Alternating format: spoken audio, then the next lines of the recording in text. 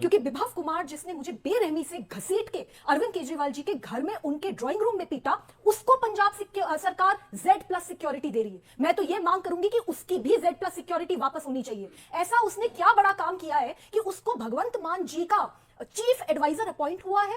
जब मेरे साथ इतनी बड़ी घटना उन्हीं के घर में घटी, मैं चिल्लाती रही, चीखती रही, मैं दया की भीख मांगती रही कि प्लीज मुझे आके बचा लो कोई, किसी ने मुझे नहीं बचाया। तो ये भी कहा जा रहा है कि अगर आम आदमी पार्टी को थोड़ा बहुत नुकसान होता है या वो सत्ता से हटता है तो एक बहुत बड़ा रोल आपका होगा। क्या पूरे देश ने देखा कि जैसे ही स्वाति मालीवाल का नाम लिया गया, अरविंद केजरीवाल जी कांपने लगे, वो माइक इधर उधर करने लगे। अभी तक उन्होंने सबके सामने आकर मेरे ऊपर कोई बात नहीं करी। तो मैं उनको ओपन चैलेंज करना चाहती हूं कि अगर हिम्मत है ना तो सामने आओ, यहीं पे बैठकर आपका भी लाइव नार्को टेस्ट हो, मेरा भी लाइव लाई डिटेक्टर टेस्ट हो, दोनों टेस्ट कराते हैं। मैंने कुछ गलत नहीं करा, मेरे में पूरी हिम्मत है कि मैं लाइव टेस्ट कराने को तैयार हूं। क्या आप में हिम्मत है? अगर हिम्मत है तो सामने आओ और इस देश को बताओ कि मुझे क्यों पीटा गया। अरविंद केजरीवाल जी के घर में बुरी तरीके से मारा पीटा गया। आतिशी मारलेना जी ने एक बार भी मुझे कॉल करके ये नहीं पूछा कि स्वाति क्या हुआ। अरविंद केजरीवाल जी ने उनको बोला रोज जाके प्रेस कॉन्फ्रेंस करो, तो वो रोज प्रेस कॉन्फ्रेंस करने के लिए बैठी। हंस हंस के उन्होंने मेरा चरित्र हरण करा, हंस हंस के उन्होंने बोला अरे इसके तो कपड़े नहीं फटे, अरे इसके तो सर नहीं फूटा। तो ये आपदा में अवसर राजनीति में ना ठीक नहीं है। सिक्योरिटी वापस ली गई है आज, पंजाब पुलिस की सिक्योरिटी जो वापस ली गई है, उस पर आपका क्या टेक है? क्योंकि आम आदमी पार्टी कह रही है सबकी अरविंद केजरीवाल की जान को खतरा है और ये पंजाब पुलिस की सिक्योरिटी वापस लेकर उनको जान से मारने की साजिश है, जो सिक्योरिटी वापस ली गई है। मुझे ये समझ नहीं आता कि जो लोग ये कस्में और वादे खाकर आए थे कि जब हम सरकार में आएंगे ना तो हम कोई बड़ा घर लेंगे, ना हम कोई बड़ी गाड़ियां लेंगे और ना ही हम कोई सिक्योरिटी लेंगे, आज वो मारे मारे फिर रहे हैं कि हमें ऑलरेडी दिल्ली पुलिस से सिक्योरिटी मिली हुई है लेकिन पंजाब पुलिस की सिक्योरिटी भी हमको चाहिए। तो ये जो पंजाब है, जो ऑलरेडी एक बॉर्डर स्टेट है, एक लॉ एंड ऑर्डर की वहां पे प्रॉब्लम है, उसकी सिक्योरिटी को ये क्यों यूज करना चाहते हैं? दिल्ली पुलिस जब सिक्योरिटी दे रही है, प्रॉपर सिक्योरिटी है। दिल्ली पुलिस पर भरोसा नहीं है उनको। देखिए ऐसे तो इनको किसी पे भी भरोसा नहीं है, इनको तो अपनों पे भी भरोसा नहीं है और दूसरों पे भी भरोसा नहीं है। एक सवाल और बनता है, क्योंकि विभव कुमार जिसने मुझे बेरहमी से घसीट के अरविंद केजरीवाल जी के घर में उनके ड्राइंग रूम में पीटा, उसको पंजाब सरकार Z+ सिक्योरिटी दे रही है। मैं तो ये मांग करूंगी कि उसकी भी Z+ सिक्योरिटी वापस होनी चाहिए। ऐसा उसने क्या बड़ा काम किया है कि उसको भगवंत मान जी का चीफ एडवाइजर अपॉइंट हुआ है, उसको इतनी सैलरी मिल रही है कि किसी कैबिनेट मिनिस्टर को भी नहीं मिलती। और Z+ सिक्योरिटी का मतलब समझते हैं? उसका मतलब यह है कि 70 पुलिस कमांडोज विभव कुमार के साथ राउंड द क्लॉक रहेंगे उसकी सिक्योरिटी में। 7 गाड़ियां चलेंगी, fancy cars, bullet proof cars, उसमें फायर ब्रिगेड भी होगी, उसमें एम्बुलेंस भी होगी, और ये सब कुछ सिर्फ विभव को बचाने के लिए किया जा रहा है। जब मेरे साथ इतनी बड़ी घटना उन्हीं के घर में घटी, मैं चिल्लाती रही, चीखती रही, मैं दया की भीख मांगती रही कि प्लीज मुझे आके बचा लो कोई, किसी ने मुझे नहीं बचाया।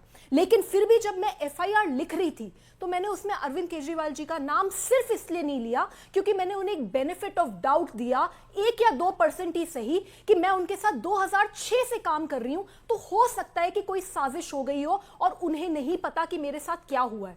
लेकिन जिस दिन ये इंसिडेंट हुआ, जैसे ही मैंने अपनी FIR दर्ज करी, उसके बाद अरविंद केजरीवाल जी ने पूरी मशीनरी उतार दी। पहले मेरा कैरेक्टर असैसिनेशन हुआ, फिर इस देश के सबसे बड़े वकीलों की जो बहुत महंगे हैं उनकी फौज लगाई गई विभव को बचाने के लिए, फिर उसको हर तरीके के ऐशो आराम और कंफर्ट्स और सरकारी पोजीशंस दी गई।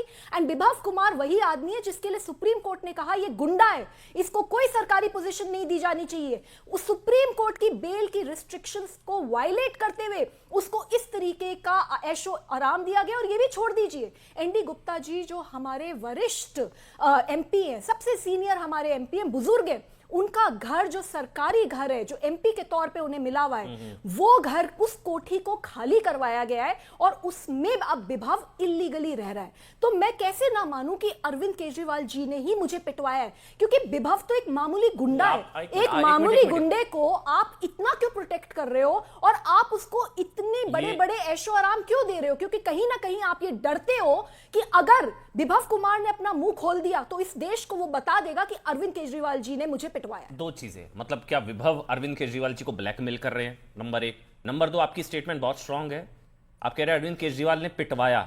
ये आपने जो कहा अभी, you blaming directly Arvind Kejriwal, ex CM, number 1। Number 2, क्या विभव ब्लैकमेल कर रहे हैं अरविंद केजरीवाल को, आप ये कह रहे हैं? मैं ये कह रही हूं कि अरविंद केजरीवाल जी बहुत डरे हुए हैं।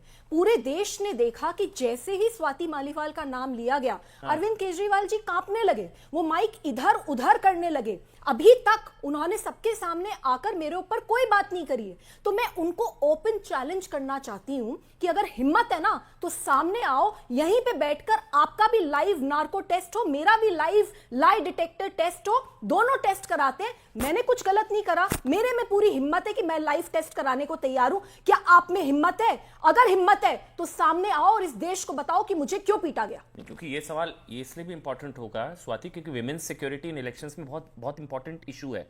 अब अभी रमेश भिदुड़ी का एक बयान आया, उसके बाद आम आदमी पार्टी तो विमेन्स सिक्योरिटी को एक बहुत बड़ा इशू बना रही है, आप कुछ अलग ही कहानी बता रही है। सीएम भी एक फीमेल को बनाया गया, आतिशी जी को महिला, मतलब वो महिला, उन्हें मुख्यमंत्री बनाया गया। तो ये सारी चीजें विमेन्स सिक्योरिटी आम आदमी पार्टी की इशू बना रही है, लेकिन आप कुछ और कहानी सुना रही है। देखिए, आतिशी मार्लेना जी को तो अरविंद केजरीवाल जी खुद ही कह रहे हैं, जो कि बड़ा अनफॉर्चुनेट स्टेटमेंट है, कि ये तो टेम्पररी सीएम है। exactly. तो वो उनको एक पपेट की तरह ट्रीट कर रहे हैं और मैसेज उनको बड़ा क्लियर है कि अगर मेरी तरीके से काम नहीं करोगी, जैसा मैं कहूंगा वैसे नहीं करोगी, तो हम तुम्हें कभी भी उठा के यहां से बाहर कर देंगे। जहां तक रमेश भिदुड़ी जी का स्टेटमेंट है, मैं उससे बिल्कुल भी मेल नहीं खाती, मेरे हिसाब से वो ठीक नहीं है। और मुझे लगता है राजनीति में एक प्रचार का स्तर मेंटेन करना चाहिए। लेकिन हमने ये देखा कि आतिशी मार्लेना जी को जब कुछ बोला गया, किसी और ने अपशब्द बोले, तो उनको बहुत रोना आया। वो आई सबके सामने, टीवी के सामने, वो फूट फूट के रोई।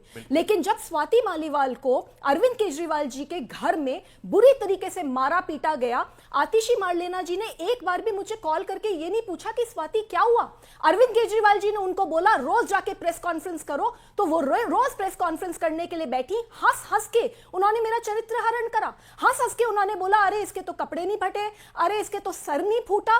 तो ये आपदा में अवसर राजनीति में ना ठीक नहीं है। लेकिन फिर आरोप आप पर भी लगते हैं, माफ करिएगा, कि आप बीजेपी की स्क्रिप्ट पढ़ रही हैं। मैं सवाल, क्योंकि ये भाई सवाल तो उठते हैं, क्योंकि आप एक तरीके से हाथ धोकर अरविंद केजरीवाल और आम आदमी पार्टी के पीछे पड़ गई हैं। नंबर एक, जो पहले न्याय की लड़ाई थी वो अब राजनीतिक लड़ाई शुरू हो गई। जो मैंने शुरुआत में बोला, आप लंदन पेरिस के रोज दर्शन करा रही हैं बिना वीजा पासपोर्ट के, दिल्ली की गली गली आप घूम रही हैं। आपकी जो न्याय की लड़ाई थी वो अब राजनीतिक लड़ाई लड़ गई, शुरू हो गई है। ये भी कहा जा रहा है कि अगर आम आदमी पार्टी को थोड़ा बहुत नुकसान होता है या वो सत्ता से हटता है तो एक बहुत बड़ा रोल आपका होगा। क्या ये लड़ाई कुछ पर्सनल हो गई है, न्याय की लड़ाई से राजनीतिक लड़ाई बन गई है और आप पीछे पड़ गई हैं अब आम आदमी पार्टी के? अब वो जो न्याय की लड़ाई थी वो पॉलिटिकल लड़ाई और स्क्रिप्ट बीजेपी लिख रही है। सीधा सा सवाल है। सर, मैं किसी पार्टी के खिलाफ नहीं काम कर रही, मैं दिल्ली के लिए काम कर रही हूँ। जो आप कह रहे हैं कि मैं लंदन और पेरिस दिखा रही हूँ, मैं बिल्कुल लंदन और पेरिस दिखा रही हूँ, क्योंकि ये मेरा काम है as a member of parliament.